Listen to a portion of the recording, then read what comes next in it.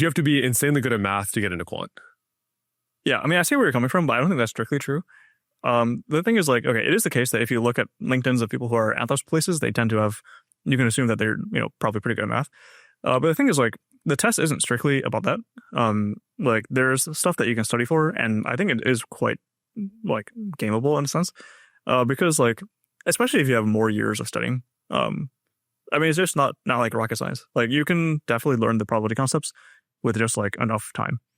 So, like, for example, if you are a, junior, you can do the cycle once. If you do the cycle a second time, or even a third time, the questions are going to be, like, secondhand to you. If you actually just spend all your time preparing for quant, it's definitely doable. I also personally think, I'm not someone who, went through, like, the USAMO pipeline and all that. And I think I was still able to, get the offers. Yeah, I don't know. I think it's like, it's a lot more doable than people make it out to be. It's just that, like, the current circumstances, since they're, like, really competitive, people tend to only do it if they, like, have everything lined up for them. But if you have more time, you can really do it. So I guess, like, that might mean in practice, like, try to do, like, a master's program, for example, to have another recruiting season. I guess, like, if you don't have the financial means of doing that, then that's, like, even tougher. Because, like, you have to, like, pay for a master's program for the most part. But, like, with enough time, you can definitely do it. Before we get into the strategies and tools someone can use to actually break into quant, one thing I realized is, I just remember this when you were talking about that. In high school, I went to the summer camp. I grew up in Iowa, so it's completely middle of nowhere. Like, nobody ever really did AMC or anything. We were just trying to raw dog it ourselves. Like, we were in my basement with, like, 5 other Indian kids being like, we should just try to learn for AMC. Like, we, like, bought some AOPS book. We're just kind of reading it in there, like, just trying to self-study it, right? And then I went to the summer camp where there were kids from Bay Area, like New York, New Jersey, like Thomas Edison or whatever, like all these random places, right? There. And I randomly asked one of them, hey, like, have you done AMC? Have you heard of it? And he was like, oh yeah, I made AME. I'm like doing USAMO. And then we went down the list and asked every single guy, and all of them had raised their hand. They had all taken AMC. They all had taken AME. They were all, like, on those next levels, right? And then even one of them was like, yeah, there are classes where I grew up. Like, there are literally AMC classes that we're all signed up for, and they were all grinding from, like, age 12, 13 for the AMC. Yeah. And not only that, like, you mentioned there's a leak code class at Berkeley. That's another thing. Like, even with leak code, like, when my school's in a bad school, is Wisconsin, so it's like one of the top CS schools, like, overall in the country, right? But, like, it's still not at that point where there's, like, a leak code class, which is crazy. Like, we were doing, like, leak code club where we were trying to, like, raw dog the problems ourselves and try to figure it out with online resources.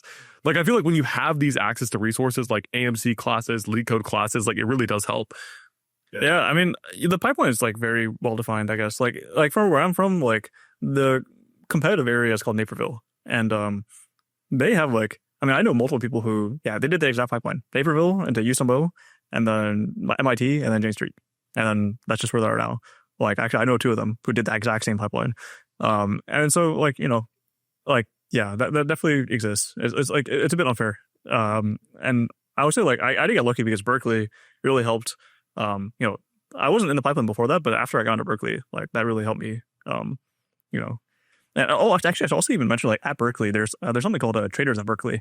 I wasn't in that, but I have a friend who was, and basically he told me that, like, at Traders at Berkeley, they have, like, all these people who were in quant from Berkeley, like Max Nama, and then, like, they will go ahead and give talks, and then you have all these other competitive Berkeley people just, like, sharing, like, interview questions and stuff. So, like, I mean, that's, like, a massive advantage, obviously.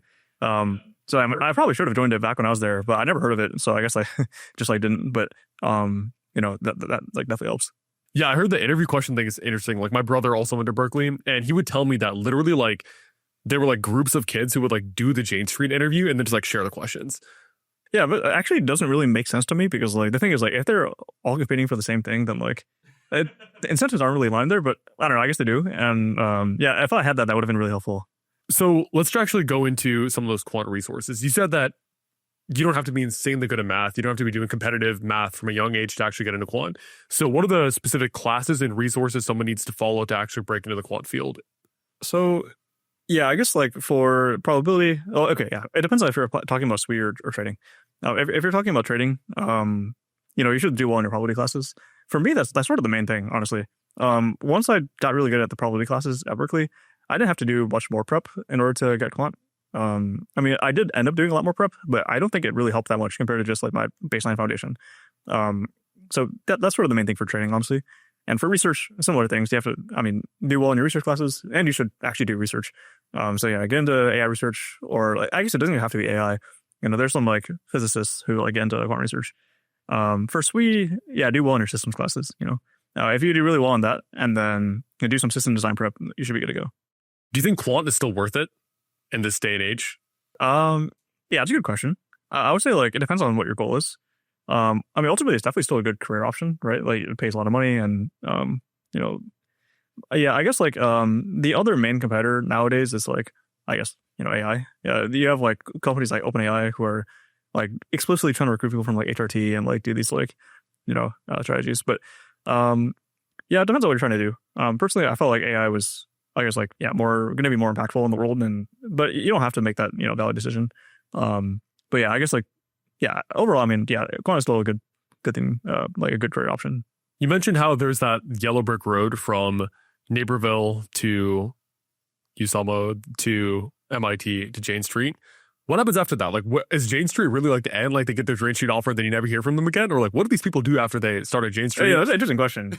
So the next step after that is fulfillment outside of work. The thing is like, so yeah, I know these people. I like have some of them are in New York right now. Actually, most of them are in New York, and I talk to them pretty frequently.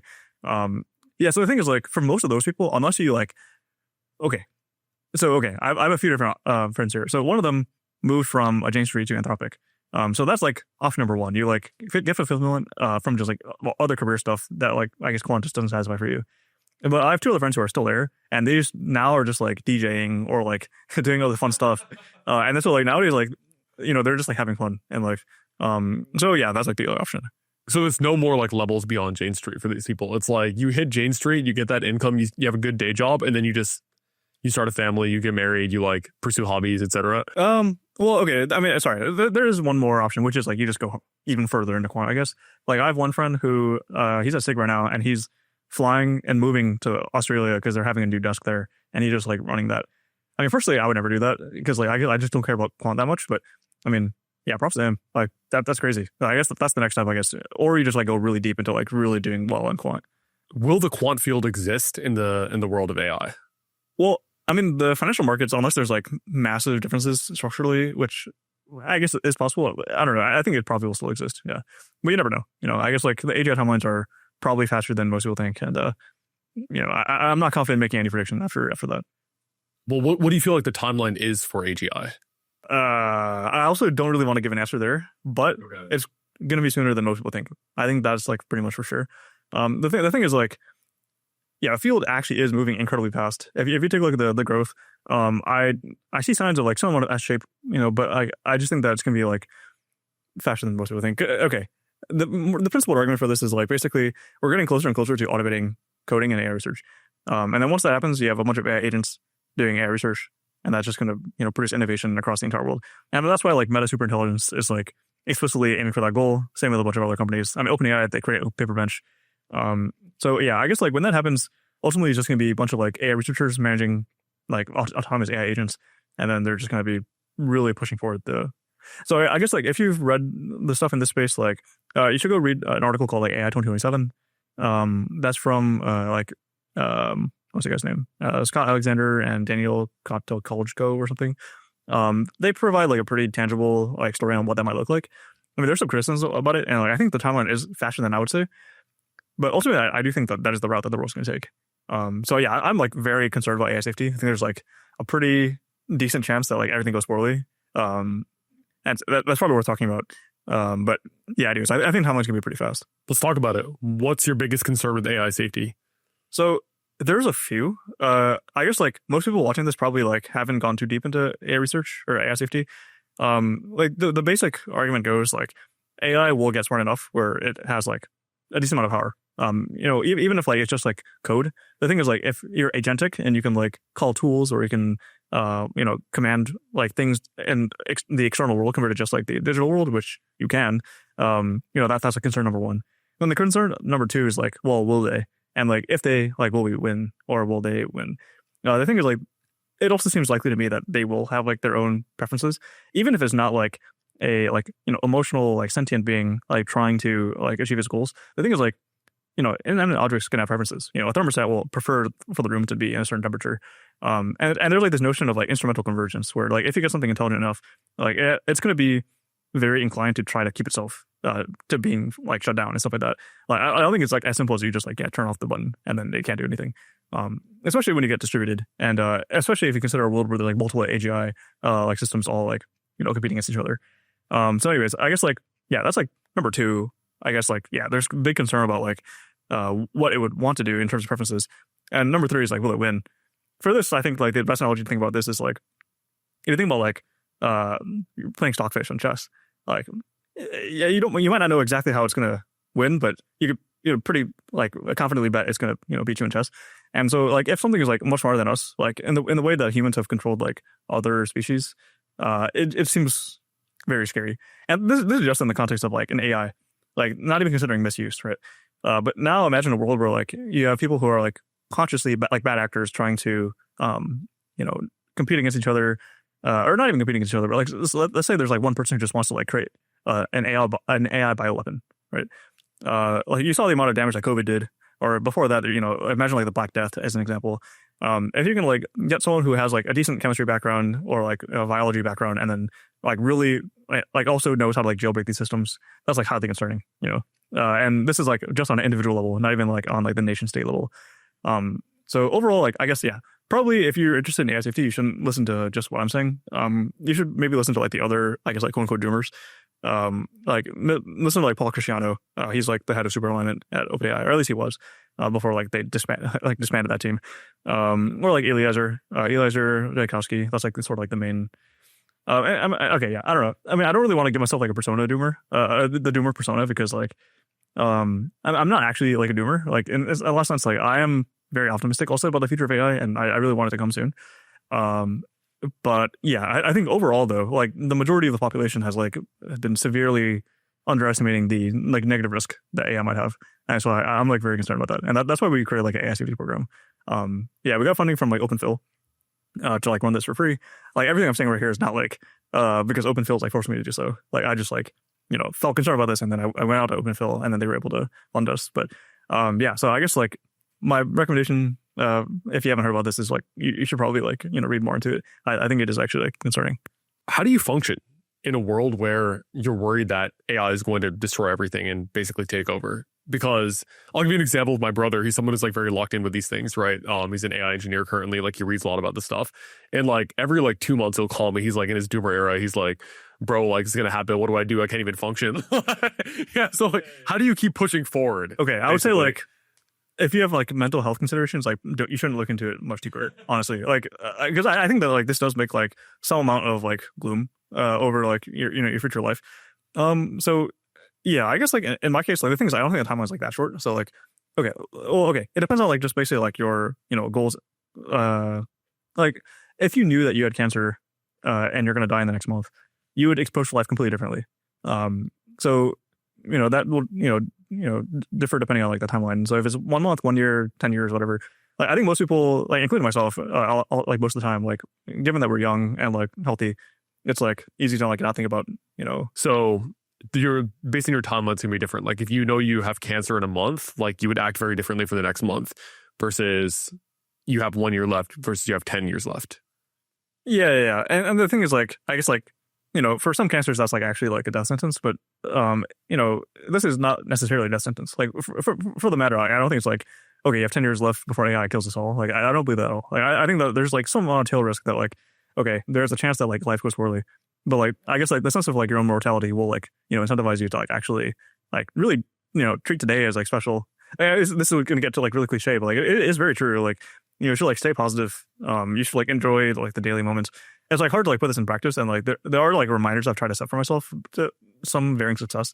But overall, I think that is ultimately the like the antidote. You have to like be really positive and like enjoy what you have, and like that's mostly what I'm doing right now. Like I do like work a lot, and but the thing is, like, I mean, I do enjoy my work a lot, but I also make sure to like I still hang out with my friends and like have a good time, and like because you never know, right? Like there's like some amount of risk that like this doesn't last forever, and I think it's good to like keep that mindset. For some reason, I feel like people treat AI like a different category because you could just die on the street. Like a car could just run you over. Like that's also, there's always a threat of that too. Like you could get cancer, you know? Like I don't think AI is a different category in terms of the philosophical aspect of things, right? And the way I kind of cope is I know that people much smarter than me and much more motivated than me are like focusing on the problem. And there is nothing that I can do in this category that won't better be done by an AI researcher or someone who's like actually focusing on this as their main goal in life. So all I can do is like for the next 10 years or 30 years or 100 years or however long it is just do my best to do my daily life. So that's kind of how I think about it. That's totally fair. Yeah, I don't think that like, I guess like, okay, I told people that they should go into look more to AI safety, but I don't think like that's like, I should like push back on that a bit. Like I'm not saying that you like must like, drop everything and go into AI safety, like you can definitely have a fulfilling life, never think about this at all. If you feel like this is like totally outside of your skill set, or you just like don't want to think about this in life, you don't have to, like, and like, I'm not saying that people like should, but like if you're someone who like cares about like, I guess like you're like pretty utilitarian or altruistic and you want to like, I mean, this is kind of exactly why like the group of people who are really most focused on this, like the effective altruists, are like so invested in this. It's because like it has like such a, drastic potential impact on like, a bunch of people's lives. So if you're like inclined to care about that type of stuff, then I guess I'll say you should probably like go into that deeper. But overall, like, most of my people that I'm hanging out around, they are not like me, like, in this sense. I'm not saying I'm special in like a positive way, but like, like my parents, like I told them this argument, they're like, okay, whatever, like it's chill, and they're just like not gonna think about it, and that's totally fine. Like you can like totally live life without worrying about this type of stuff. Is AI coming for software engineering jobs, and is it still worth studying computer science? So AI is something for everyone's jobs. That's like a scary fact. I think people don't like to like admit that, but like that's like essentially the goal of like AI. You want to like automate these like intelligent agents who can actually do like pretty much everything in the economy. So like the barrier to entry is just going to lift higher. So like you have to be more competent to be able to do certain things. So whether that means to go into CS versus something else, yeah, I think CS is scary. You have to like be a lot more competent and like really actually care about it a lot. But ultimately that's true for pretty much everything else as well. As for like the, speed in which we're going to like automate certain things, it will vary based on the domain. And it does look like CS is a high priority domain that people want to automate because of the fact that there's like so much economic benefit of having like autonomous AI agents. But, like if you're going to automate CS, you can, bet pretty good amount of money that like, the next thing like accounting, that's not going to come up much later. So ultimately, like if you're interested in CS, the thing is like the future of humanity is going towards more and more tech.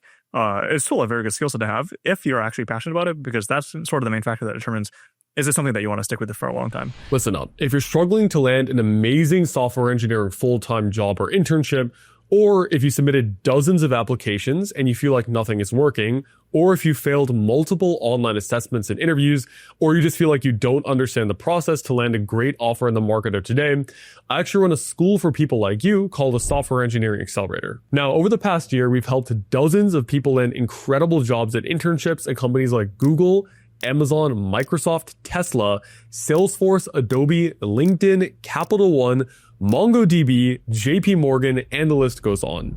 And the best part about our program is that we actually guarantee the outcome.